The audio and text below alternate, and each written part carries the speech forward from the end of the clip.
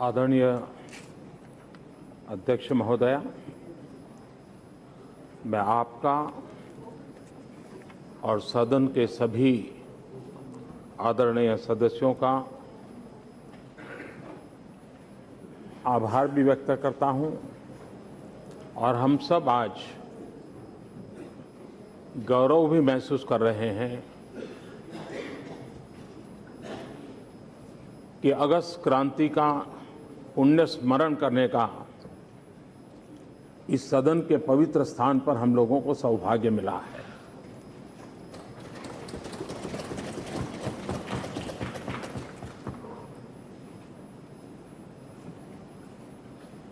हम में से बहुत लोग हैं जिन्हें शायद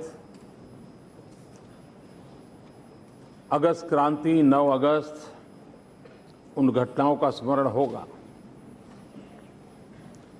लेकिन उसके बाद भी हम लोगों के लिए भी पुनः स्मरण प्रेरणा का कारण बनता है और समाज जीवन में ऐसी महत्वपूर्ण घटनाओं का बार बार स्मरण, जीवन की भी अच्छी घटनाओं का बार बार स्मरण जीवन को एक नई ताकत देता है, राष्ट्र जीवन को भी नई ताकत देता है। उसी प्रकार से हमारी जो नई पीढ़ी है उन तक भी एक बात पहुंचाना हम लोगों का कर्तव्य रहता है। पीढ़ी दर पीढ़ी इतिहास के एक स्वर्णिम पृष्ठों को, उस समय के माहौल को, उस समय के हमारे महापुरुषों के बलिदान को, कर्तव्य को, सामर्थ्य को आने वाली पीढ़ियों तक पहुंचाने का भी हर पीढ़ी का दायित्व रहता है। जब अगस्त क्रांति के 25 साल हुए, 50 साल हुए, देश के सभी लोगों ने उन घटनाओं का स्मरण किया था। आज 75 साल हो रहे हैं और मैं इसे बड़ा महत्वपूर्ण मानता हूं और इसलिए मैं अध्यक्ष महोदय जी का आभारी हूं कि आज हमें ये अवसर मिला है। देश के स्वतंत्रता आंदोलन में 9 अगस्त एक ऐसी अवस्था में है, इतना व्यापक, इतना तीव्र आंदोलन अंग्रेजों ने भी कल्पना नहीं की थी। महात्मा गांधी, वरिष्ठ नेता सब जेल चले गए और वही पल था कि अनेक नए नेतृत्व के ने जन्म लिया। लाल बहादुर शास्त्री, राम मनोहर लोहिया, जयप्रकाश नारायण, कई अनेक वीर युवा उस समय उस जो खाली जगह थी उसको भरा और आंदोलन को आगे बढ़ाया। इतिहास की ये घटनाएं हम लोगों के लिए एक नई प्रेरणा, नया सामर्थ्य, नया संकल्प, नया कर्तृत्व जगाने के लिए किस प्रकार से अवसर बने, ये हम लोगों का निरंतर प्रयास रहना चाहिए। 1947 में देश आजाद हुआ। एक प्रकार से 1857 से लेकर के 1947 तक आजादी के आंदोलन के अलग अलग पड़ाव आए, अलग अलग पराक्रम हुए, अलग अलग बलिदान हुए, उतार चढ़ाव भी आए, अलग अलग मोड़ पर से आंदोलन गुजरा। लेकिन 47 की आजादी के पहले 42 की घटना एक प्रकार से अंतिम व्यापक आंदोलन था, अंतिम व्यापक जनसंघर्ष था और उस जनसंघर्ष में आजादी के लिए देशवासियों को सिर्फ समय का ही इंतजार था, वो स्थिति पैदा कर दी थी। और जब हम आजादी के इस आंदोलन की ओर देखते हैं तो 1942 एक ऐसी पीठिका तैयार हुई थी 1857 का स्वातंत्र संग्राम एक साथ देश के हर कोने में आजादी का ब्यूगल बजा था। और उसके बाद महात्मा गांधी का विदेश से लौटना, लोकमान्य तिलक का पूर्ण स्वराज और स्वराज मेरा जन्मसिद्ध अधिकार है, उस भाव को प्रकट करना, 1930 में महात्मा गांधी की दांडी मार्च, नेताजी सुभाष बोस द्वारा आजाद हिंद फौज की स्थापना, अनेक वीर भगत सिंह, सुखदेव, राजगुरु, चंद्रशेखर आजाद, चाफेकर बंधु, अनगिनत अपने अपने समय पर बलिदान देते रहे।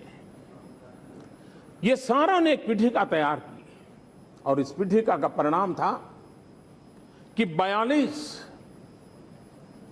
ने देश को एक उस छोर पे लाकर रख दिया कि अब नहीं तो कभी नहीं, आज नहीं होगा तो फिर कभी नहीं होगा।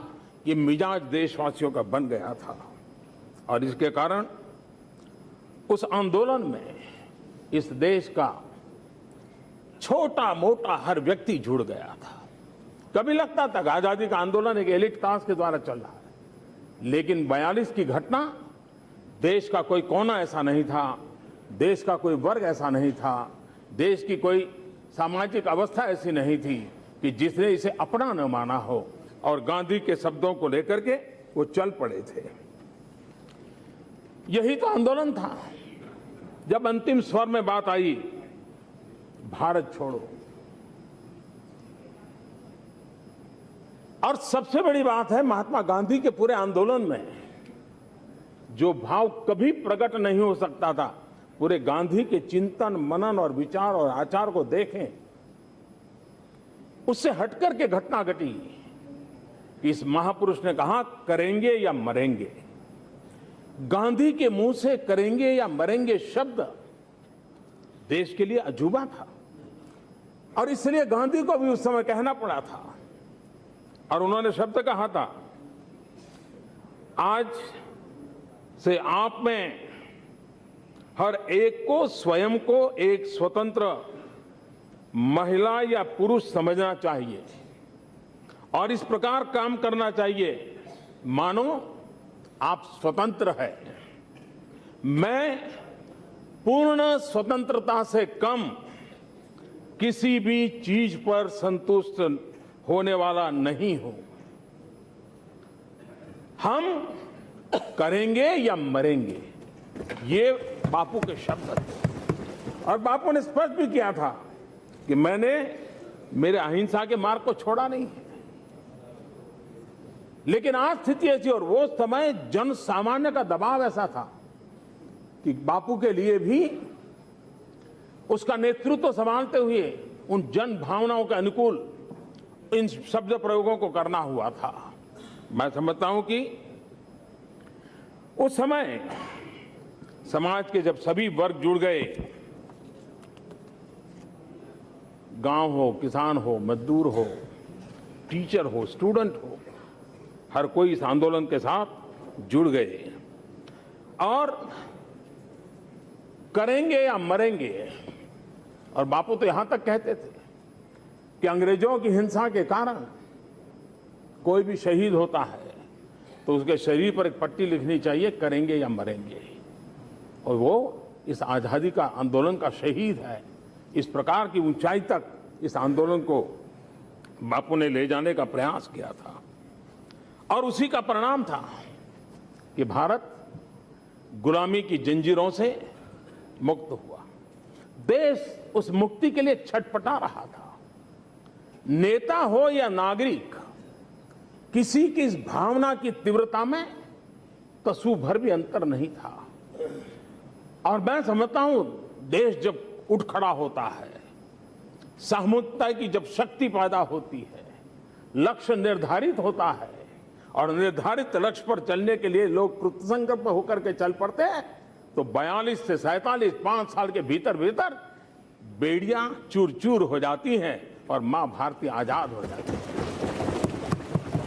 और इसलिए और उस समय राम वृक्ष बेनीपुरी, उन्होंने एक किताब लिखी है, जंजीरें और दीवारें, और उस परिस्थिति का वर्णन करते हुए उन्होंने लिखा है, एक अद्भुत वातावरण पूरे देश में बन गया। उस पल को उन्होंने शब्दांकित किया था। हर व्यक्ति नेता बन गया और देश के प्रत्येक चौराहा करो या मरो आंदोलन का दफ्तर बन गया।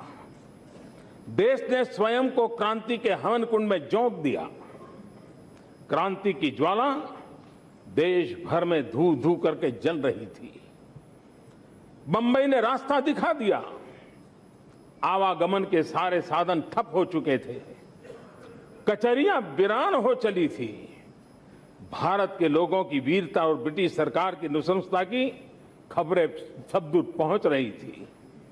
जनता ने करो या मरो के गांधीवादी मंत्र को अच्छी तरह दिल में बैठा दिया था। उस समय का ये वर्णन उस किताब में जब पढ़ते तब पता चलता है कि किस प्रकार का माहौल होगा। और एक वो समय था कि ये घटना ने, ये बात सही है कि ब्रिटिश उपनिवेशवाद जो था, इसका आरंभ हिंदुस्तान में हुआ और इस घटना के बाद उसका अंत भी हिंदुस्तान से हुआ था। भारत आजाद होना सिर्फ भारत का आजादी नहीं थी। 1942 के बाद विश्व के जिन जिन भूभाग में, अफ्रीका के, एशिया में इस उपनिवेशवाद के खिलाफ एक ज्वाला भड़की, उसकी प्रेरणा केंद्र भारत बन गया था। इसलिए भारत सिर्फ भारत की आजादी नहीं, एक आजादी की ललक विश्व के कई भागों में फैलाने में भारत के जन सामान्य का संकल्प और कर्तृत्व कारण बन गया था। और कोई भी भारतीय इस बात के लिए गर्व कर सकता है। और उसको हमने देखा कि एक बार भारत आजाद हुआ तो उसके बाद एक के बाद एक उपनिवेशवाद के सारे लोगों के झंडे ढहते गए और आजादी सब दूर पहुंचने लगी। कुछ ही वर्षों में दुनिया के सारे देशों को आजादी प्राप्त हो गई। और ये काम, और ये इससे बताता है कि ये भारत की इच्छा शक्ति का, प्रबल इच्छा शक्ति का एक उत्तमोत्तम परिणाम था। हमारे लिए सबक यही है कि जब हम एक बन करके, संकल्प लेकर के, पूरे सामर्थ्य के साथ निर्धारित लक्ष्य को प्राप्त करने के लिए जुट जाते हैं, तो ये देश की ताकत है कि हम देश को संकटों से बाहर निकाल देते हैं, देश को गुलामी की जंजीरों से बाहर निकाल सकते हैं, देश को नए लक्ष्य की प्राप्ति के लिए तैयार कर सकते हैं। ये इतिहास ने बचाया है। और इसलिए उस समय इस पूरे आंदोलन को और पूज्य बापू के व्यक्तित्व को लगते हुए राष्ट्र कवि सोहनलाल द्विवेदी की जो कविता है, बापू का सामर्थ्य क्या है, उसको प्रकट करती है। उस कविता में उन्होंने कहा था, चल पड़े जिधर दो डग मग में, चल पड़े कोटि पग उसी और, गड़ गई जिधर भी एक दृष्टि, गड़ गए कोटि दृढ़ उसी और। जिस तरफ गांधी के 2 कदम चले देते थे, उस तरफ अपने आप करोड़ों लोग चल पड़ते थे। जिधर गांधी जी की दृष्टि टिक जाती थी, उधर करोड़ों करोड़ आंखें देखने लग जाती थी। और इसलिए इस महान व्यक्तित्व ने, लेकिन आज जब हम 2017 में हैं, हम इस बात से इनकार नहीं कर सकते कि आज हमारे पास गांधी नहीं है। आज हमारे पास उस समय जो ऊंचाई वाला नेतृत्व था, वो आज हमारे पास नहीं है। लेकिन 125 करोड़ देशवासियों के विश्वास के साथ बैठे हुए हम सब लोग मिलकर के उन सपनों को पूरा करने का प्रयास करें, तो मैं मानता हूं कि गांधी के सपनों को, उस स्वतंत्र सेनानियों को सपनों को पूरा करना मुश्किल काम नहीं। और आज आज का ये अवसर इसी बात के लिए हमें उस समय भी जो वैश्विक हालत थे 1942 में, भारत की आजादी के लिए बड़े अनुकूल माहौल था। जो भी उस प्रकार उस इतिहास से परिचित है उनको मालूम है।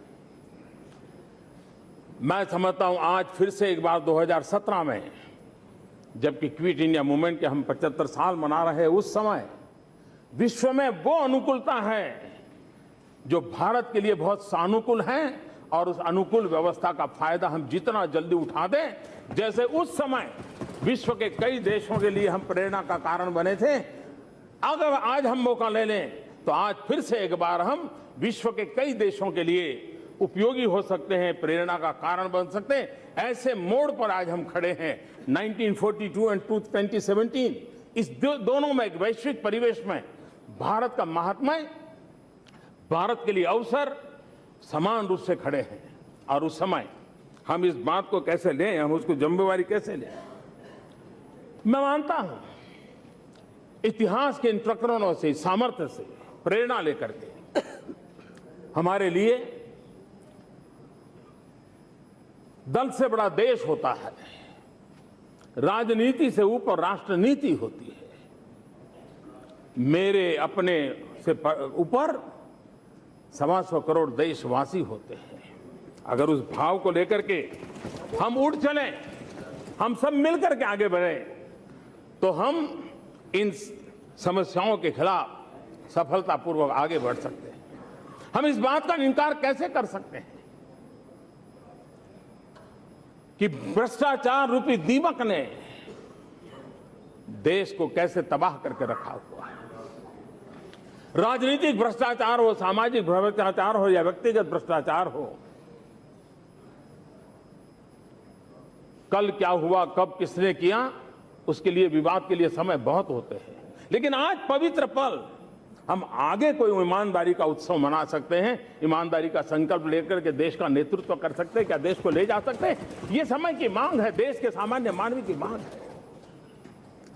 गरीबी, कुपोषण, अशिक्षा, ये हमारे सामने चुनौतियां हैं।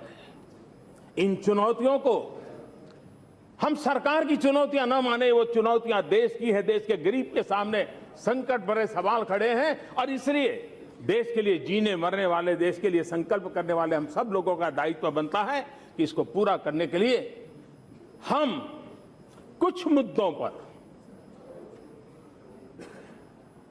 1942 में भी अलग अलग धारा के लोग थे, हिंसा में विश्वास करने वाले भी लोग थे। नेताजी सुभाष बाबू की सोच अलग थी, लेकिन 42 में सबने एक स्वर से कह दिया था, आज तो गांधी के नेतृत्व में क्विट इंडिया यही हमारा मार्ग है।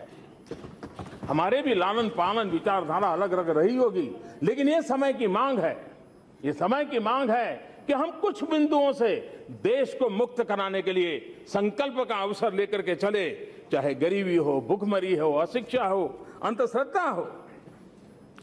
महात्मा गांधी का ग्राम स्वराज का सपना कितना पीछे छूट गया।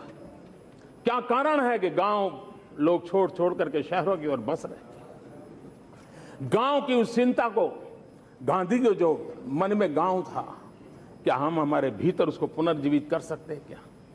गांव, गरीब, किसान, दलित, पीड़ित, शोषित, वंचित, उसके जीवन के लिए अगर हम कुछ कर सकते हैं, मिल करके करना है। ये सवाल मेरा और तेरा नहीं है, ये सवाल इस पार का उस पार का नहीं है, ये हम सबका है, 125 करोड़ देशवासियों का है, 125 करोड़ देशवासियों के जनप्रतिनिधि का है। और यही तो जब समय होता है जब वो प्रेरणा हम लोगों को कुछ कर लेने की शक्ति देती है, और उसको लेकर के हम आगे चल सकते हैं। हम ये भी जानते हैं देश में जाने अनजाने में अधिकार भाव प्रबल होता चला गया, कर्तव्य भाव लुप्त होता गया। राष्ट्र जीवन के अंदर, समाज जीवन के अंदर अधिकार भाव का महात्म्य उतना ही रहते हुए भी अगर कर्तव्य भाव को थोड़ा सा भी हम कम आंकने लगेंगे तो समाज जीवन में कितनी बड़ी मुसीबतें होती हैं। और दुर्भाग्य से दुर्भाग्य से हम लोगों का वे ऑफ लाइफ, हमारे चरित्र में कुछ चीजें घुस गई है जिसमें हमें बुरा ही नहीं लगता कि मैं गलत कर रहा हूं।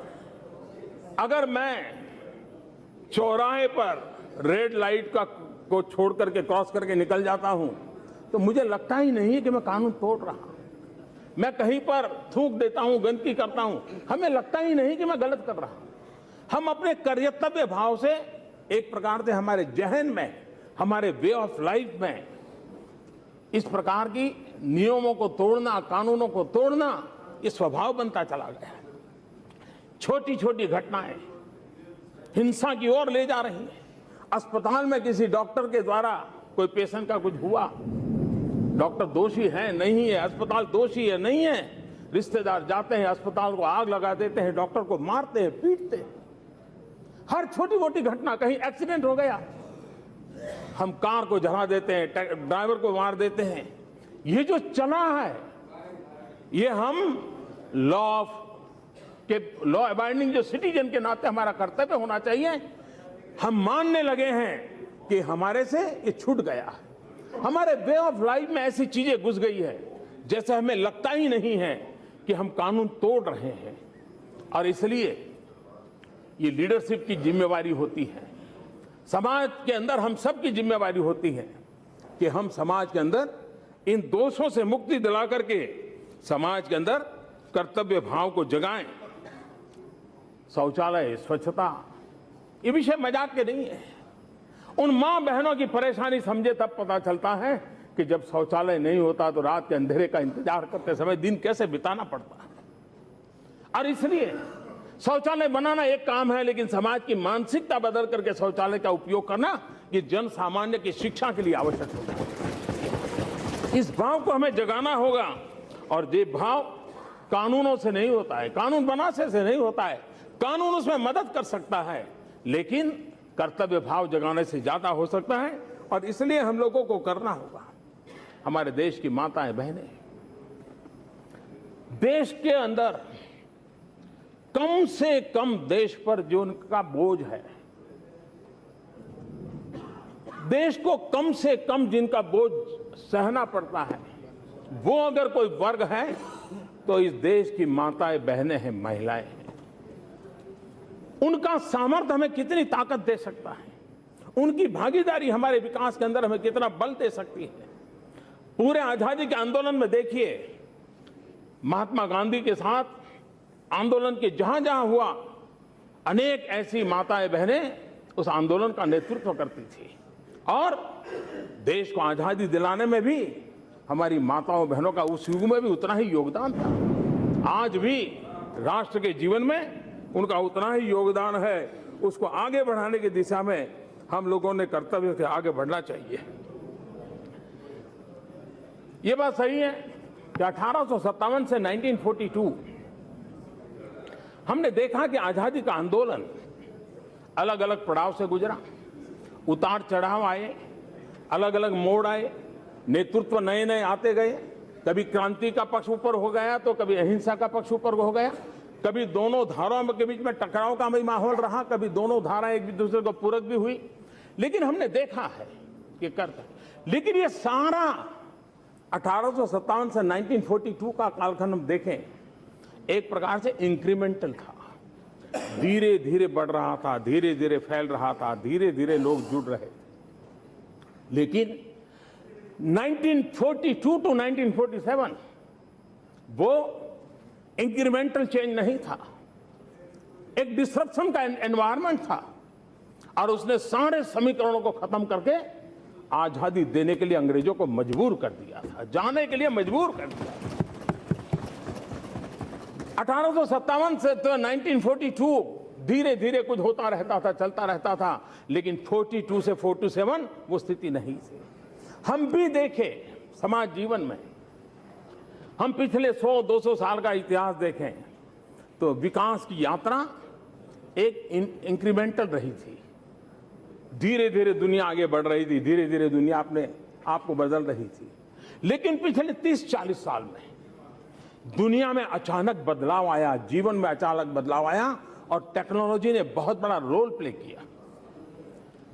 कोई कल्पना नहीं कर सकता जो ये 30-40 साल में दुनिया में जो बदलाव आया है, व्यक्ति के जीवन में, मानव जीवन में, सोच में जो बदलाव आया है, 30-40 साल पहले हमें नजर भी नहीं आता था। एक डिसरप्शन वाला एक पॉजिटिव चेंज हम अनुभव करते हैं। जिस प्रकार से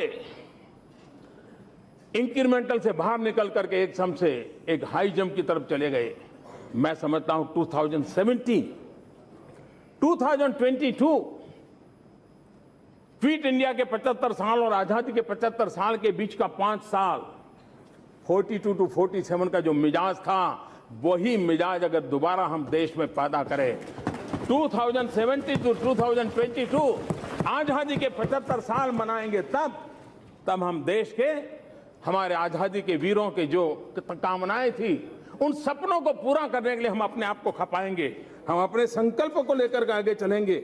मुझे विश्वास है न सिर्फ हमारे देश की भला होगा, लेकिन जैसे 42 to 47 की सफलता के कारण दुनिया के अनेक देशों को लाभ मिला, आजादी की ललक पैदा हुई, ताकत मिली, भारत को भी आज दुनिया का कई देश, एक भाग ऐसा है जो भारत को उस रूप में देख रहा है। अगर हम 2070 to 2022 जो कि हम लोगों की जिम्मेवारी का कालखंड है, अगर हम विश्व के सामने भारत को उस ऊंचाई पर लेकर जाते हैं, तो विश्व का एक बहुत बड़ा समुदाय है जो किसी नेतृत्व की तलाश में, मदद की तलाश में है, किसी के प्रयोगों से सीखना चाहता है। भारत उस पूर्ति के लिए सामर्थ्यवान है। अगर उसको करने के लिए हम कोशिश करें, मैं समझता हूं देश की बहुत बड़ी सेवा होगी। और इसलिए एक सामूहिक इच्छा शक्ति जगाना, देश को संकल्पबद्ध करना, देश के लोगों को साथ जोड़ करके चलना, और इन 5 वर्ष के महत्व को हम अगर आगे बढ़ाएंगे तो मुझे विश्वास है कि हम कुछ मुद्दों पर सहमति बना करके बहुत बड़ा काम कर सकते हैं। हमने अभी देखा जीएसटी, और ये मैं बार बार कहता हूं, ये मेरा सिर्फ राजनीतिक स्टेटमेंट नहीं है, ये मेरा कन्विक्शन है।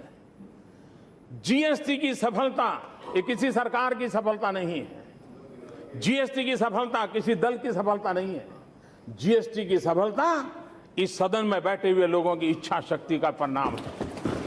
चाहे यहां बैठे हो, चाहे वहां बैठे हो, यह सबको जाता है, राज्यों को जाता है, देश के सामान्य व्यापारी को जाता है, और उसी के कारण संभव हुआ है।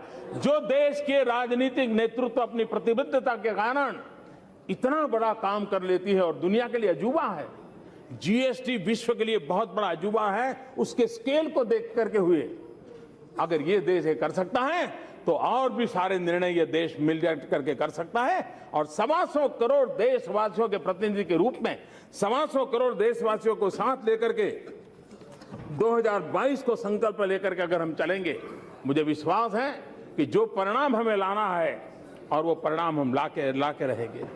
महात्मा गांधी ने नारा दिया था, करो या मरो। उस समय का सूत्र था, करेंगे या मरेंगे। आज 2017 में 2022 को भारत कैसा हो, ये संकल्प लेकर के अगर चलना है, तो हम लोगों को भी, हम सब मिलकर के देश से भ्रष्टाचार दूर करेंगे और करके रहेंगे। हम सभी मिलकर गरीबों को उनका अधिकार दिलाएंगे और दिलाकर रहेंगे। हम सभी मिलकर नौजवानों को स्वरोजगार के और अवसर देंगे और देकर रहेंगे। हम सभी मिलकर देश से कुपोषण की समस्या को खत्म करेंगे और करके रहेंगे। हम सभी मिलकर महिलाओं को आगे बढ़ने से रोकने वाली बेड़ियों को खत्म करेंगे और करके रहेंगे। हम सभी मिलकर देश से अशिक्षा खत्म करेंगे और करके रहेंगे। और कोई भी बहुत विषय हो सकते हैं, लेकिन अगर उस समय का मंत्र था करेंगे या मरेंगे, तो आजाद हिंदुस्तान में 75 साल वाला आजादी का पर्व मनाने की ओर आगे बढ़ रहे हैं। तब करेंगे और करके रहेंगे, इस संकल्प को लेकर के हम आगे बढ़ेंगे। ये संकल्प किसी दल का नहीं, ये संकल्प किसी सरकार का नहीं, ये संकल्प 125 करोड़ देशवासी, 125 करोड़ देशवासियों के जनप्रतिनिधि, इन सब का मिलकर के जब संकल्प बनेगा, तो मुझे विश्वास है संकल्प से सिद्धि के ये 5 साल 2017 से 2022 आजादी के 75 साल, आजादी के दीवानों को सपना पूरा करने का सामर्थ्यवान समय, इसको हम प्रेरणा का कारण बनाए। आज अगस्त क्रांति दिवस पर उन महापुरुषों का स्मरण करते हुए, उनके त्याग, तपस्या, बलिदान का स्मरण करते हुए, उस पुण्य स्मरण से आशीर्वाद मांगते हुए हम सब मिल करके कुछ बातों पर सहमति बना करके देश का नेतृत्व दें, देश को समस्याओं से मुक्त करें, सपने, सामर्थ्य, शक्ति और लक्ष्य की पूर्ति के लिए आगे बढ़े। इसी एक अपेक्षा के साथ मैं फिर एक बार अध्यक्ष महोदय जी, मैं आपका आभार व्यक्त करता हूं और आजादी के दीवानों को नमन करता हूं। श्रीमती सोनिया गांधी।